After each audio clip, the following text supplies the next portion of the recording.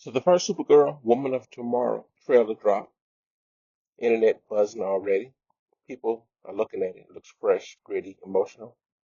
A lot of other people saying it looks like Guardians of the Galaxy 4.5. And here's the one thing though I'm curious about is DC trying to parody its own universe before the universe even exists. But he's breaking it down. Time is very dangerous. Supergirl may not become the next cult classic, but not the crossover hit DC was hoping for. One of the things that set the tone is Supergirl dog peeing on Superman's newspaper article. Funny, bold, symbolic, absolutely. But you can't mock a myth that audience hasn't formed yet. Marvel earned the right to parody itself after 15 years of world building, 20 plus billion in cultural investment, characters that people emotionally bonded with. Deadpool can joke about Wolverine, the audience loves it. But Gunn is only in two movies, animated show and a streaming show. People barely know this particular Superman. We barely know his universe.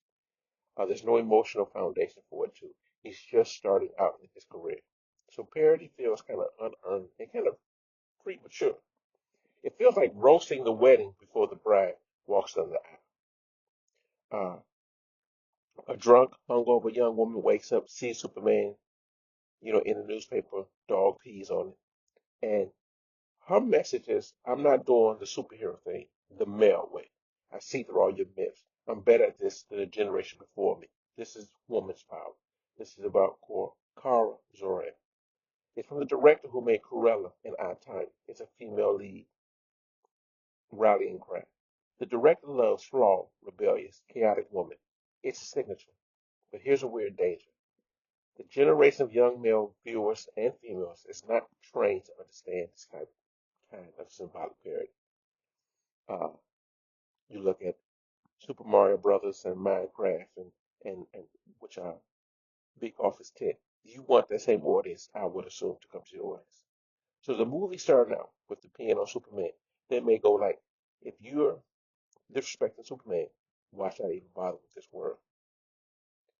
And I'm thinking DC is trying to win back the general Marvel audience or the general superhero audience. Like, we know you're tired of superheroes, so let's do a fresh take of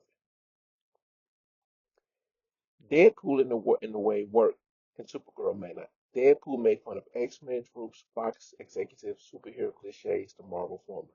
Deadpool came out after the Marvel Knight trilogy, Avengers, Winter Soldiers, Guardians of War. The audience was the template, so a parody was a reward. Superhero pose. Supergirl is doing a parody at the start of the universe. That's like a roast before the career and doing a sequel before the film.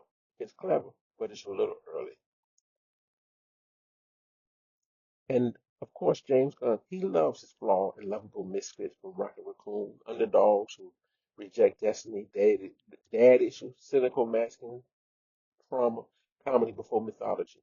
It works in The Guardians, it works in Peacemaker, but it may not work uh, right now, just so soon in his work.